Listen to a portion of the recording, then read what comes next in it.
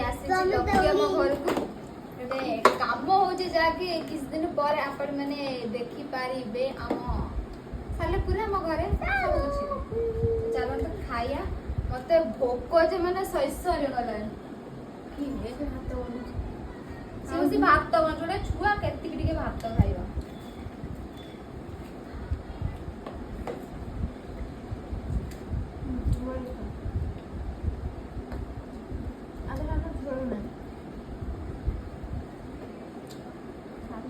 बढिया आहे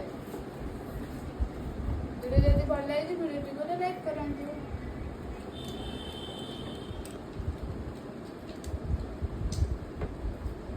से पाइप ला तो कोड बन